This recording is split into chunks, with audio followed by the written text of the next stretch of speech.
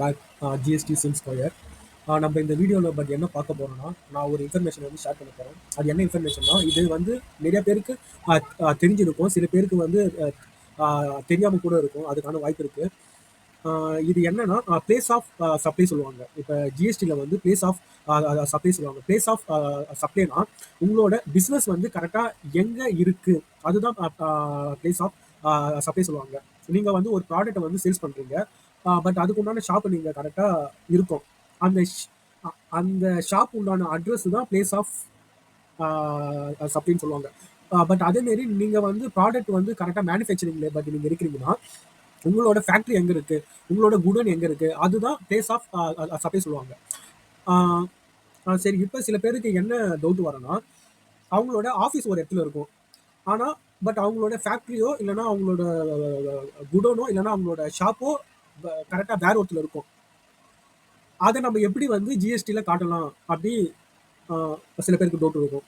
இப்போ நம்ம கரெக்டாக உதாரணத்துக்கு வந்து ஆஃபீஸ் வந்து டி நகரில் இருக்குன்ட்டு நீங்கள் கரெக்டாக கன்சியூம் பண்ணிக்கோங்க.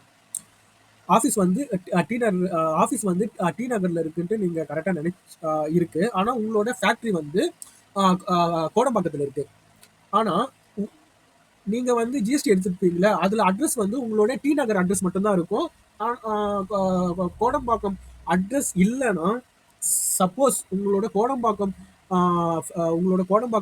ஃபேக்ட்ரியில் ஜிஎஸ்டி ஆஃபீஸில் யாராவது வெரிஃபிகேஷன் வந்தாங்கன்னா, அந்த அட்ரஸ் வந்து உங்களோட ஜிஎஸ்டி சர்டிஃபிகேட் இல்லைன்னா அந்த ஸ்பாட்லேயே ஃபைன் போட வந்து கரெக்டாக சான்ஸ் இருக்குது. அதுக்கு தான் நம்மளுக்கு ஜிஎஸ்டி என்ன ஆப்ஷன் கொடுத்துருக்காங்கன்னா, பிளேஸ் ஆஃப் சப்ளைன்னு ஒரு ஆப்ஷன் இருக்கு. அதுக்கு கீழே அடிஷ்னல் பிளேஸ் ஆஃப் சப்ளைன்னு ஒரு ஆப்ஷன் இருக்கு. அது எதுக்குன்னா, இப்போ உங்களோட மெயின் ஆஃபீஸ் வந்து டி நகர், அதுதான் உங்களோட ஜிஎஸ்டி அட்ரஸ்ல இருக்கும். அதுதான் மெயின் அட்ரஸ். உங்களுக்கு செகண்ட் உங்களுக்கு பட் ஏதாவது ஃபேக்ட்ரியோ ஏதாவது ஷாப்போ இருந்தால் அந்த அட்ரஸ் எல்லாம் நீங்கள் அடிஷ்னல் பிளேஸ் ஆஃப் சப்ளைன்னு ஒரு ஆப்ஷன் இருக்கும்.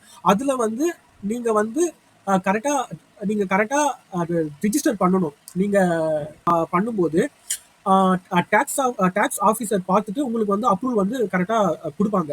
அதை நம்ம எப்படி அப்ளை பண்ணுறதுன்ட்டு உங்களுக்கு சும்மா ஒரு டெமோ காமிக்கிறேன்.